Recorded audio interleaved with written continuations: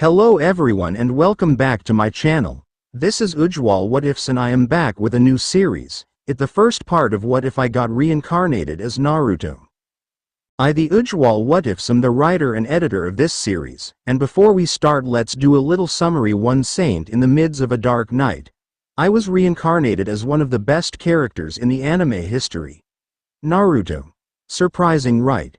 Now with the memories of the future and kurama as my cheat code. How will I change the path ahead? Let's find it out together. Now let's begin. A sudden pain hit me.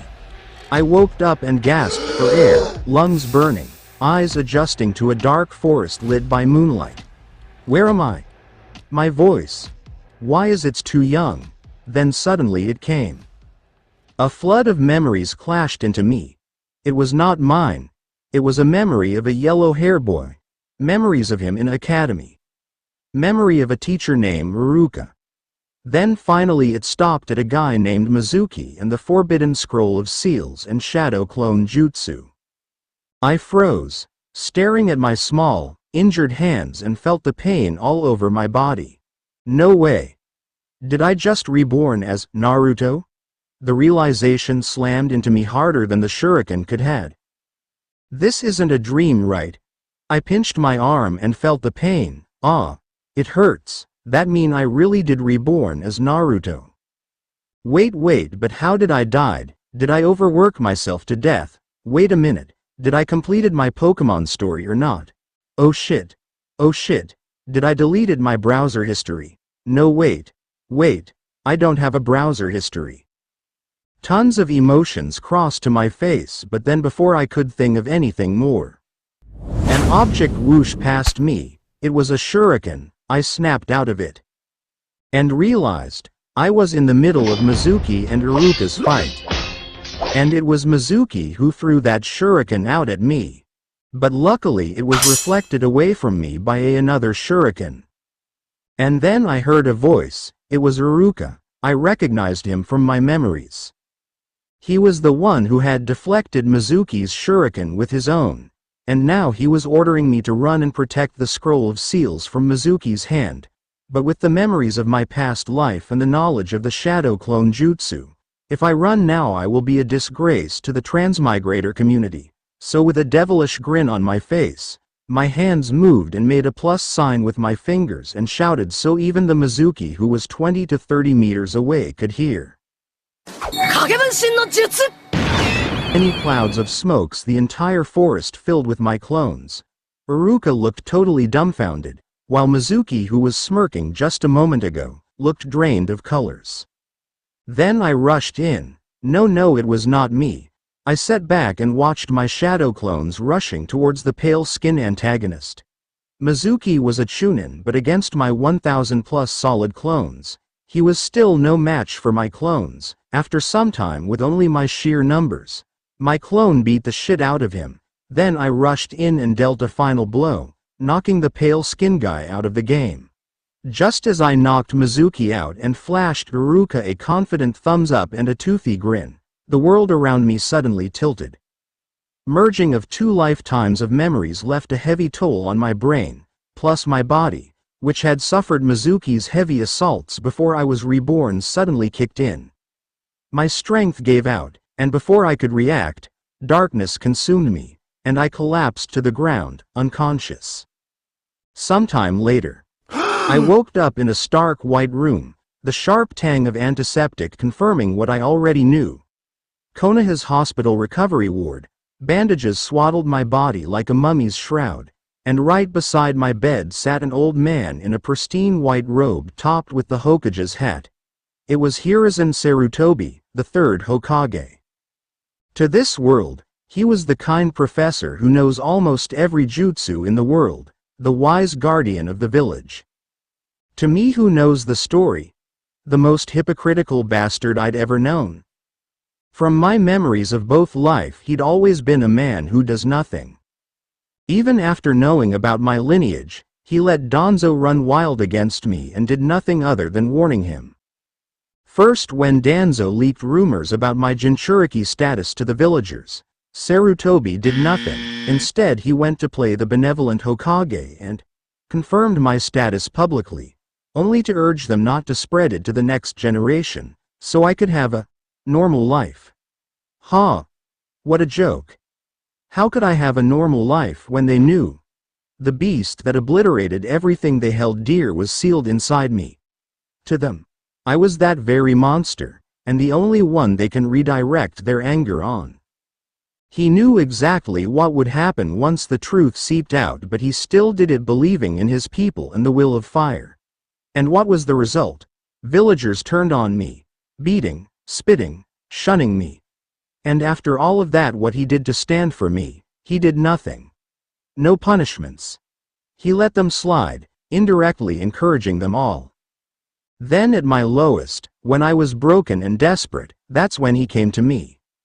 He swooped in with false hope, feeding me his will of fire. Nonsense, trying to forge me into a benevolent hero he wants me to be, and the block-headed kid I was before actually believed him.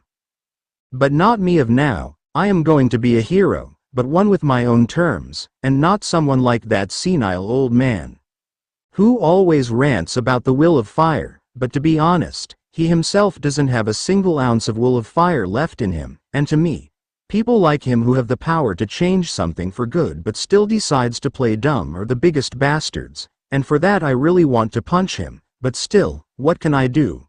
Me of today don't have the power to even stand against him. And why even I am frustrating myself over it. I mean that old man is going to die in the Chunin exams final in 3 months anyway. So just let the time play his part and wait for him to die and be replaced by someone who actually has a backbone. Someone like Tsunade with her 2106, here. Those who understands what I mean, hehehe. That reminds me. Before the Chunin exams, I need to get myself ready for that test. From what I remember, Gaara, the one-tailed Jinchuriki, will be there. So now, I need to be prepared for him and luckily have 3 months to do so. So I need to capitalize on my 2 lifetimes of memories and train hard enough to at least beat him, and with the help of my shadow clones, I might actually pull it off. On the other hand, seeing my rapidly changing expressions, the old man shuffled closer and asked if I was okay. His voice snapped me out of my pondering. I shook my head and plastered the biggest grin on my face. Addressing him as I always did and reassured him, he sighed, then with a concern asked me about what happened in the forest.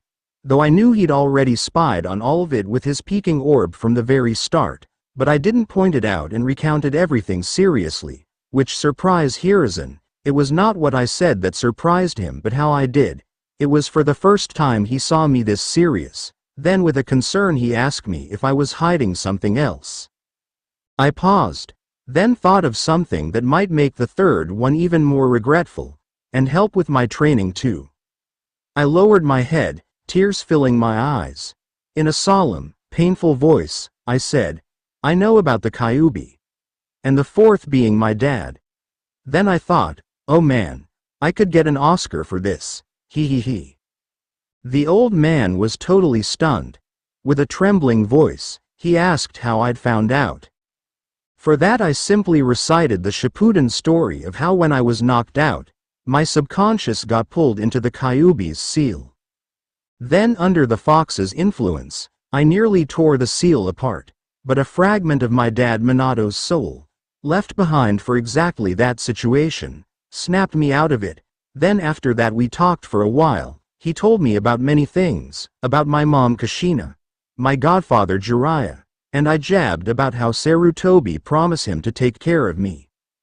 Listening to my recounting, Sarutobi's expression changed frequently. First when he heard I was influenced by the fox, he was shocked, then was relieved. But in the end, regret flooded his face when he remembered his promise to Minato. Watching that regretful expression twisting his features, I took quiet pleasure in it, but I didn't let it appear in my face. Later, after a small pause, I asked for his permission to get my family legacy. My reason was simple: it was Minato my dad had told me to get.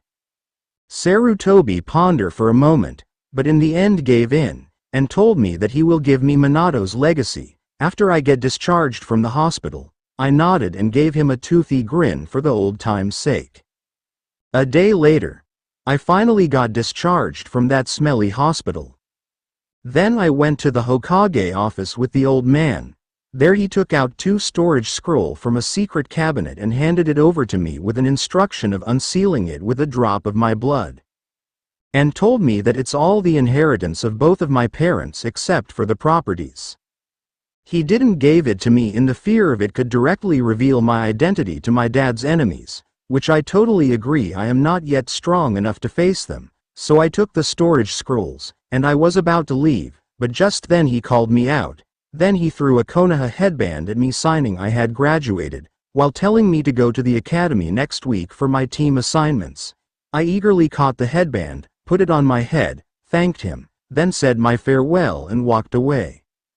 Later at home, I unsealed the first scroll with a drop of my blood. With a flash it revealed many different jutsu scrolls. There was kenjutsu, fuinjutsus and some ninjutsus. There were also many different types of weapons, but what catched my eyes in all of that was a single letter addressed to me. I opened it and found the origin of all this jutsus and weapons. It was from my mother from this world, Kushina. It was a letter she had prepared for me in case of her sudden death, a common practice in the ninja world, where death lurked around every corner.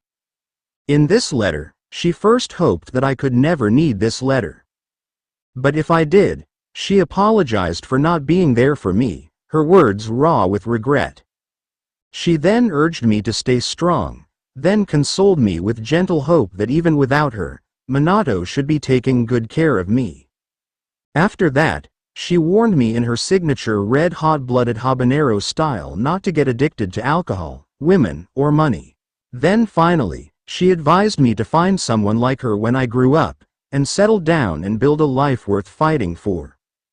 After I finished the letter, a solemn smile appeared on my face. Then beneath the letter, she had listed the inheritance she left me. There was a storage scroll filled with money, and the amount listed had popped my eyes.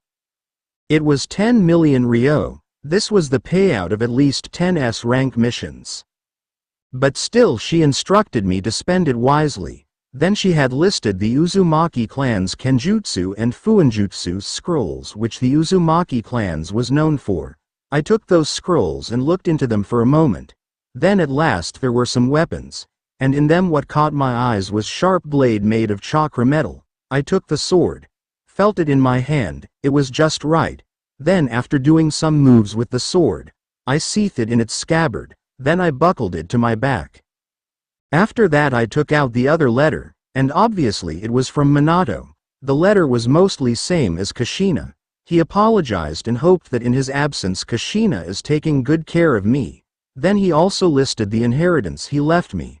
First, like Kushina's, was a money scroll. But money listed in it was at least double than Kushina's. It was at least 20 to 30 million ryo. Seeing that my face couldn't stop from grinning. I am now filthy rich. Ha ha ha ha. After that I continued looking at the list. There were other jutsu scrolls and weapons were listed in the letter, but what caught my eyes the most and made my heart race was the Rasengan learning scroll. And the most badass movement jutsu, the Flying Thunder God technique.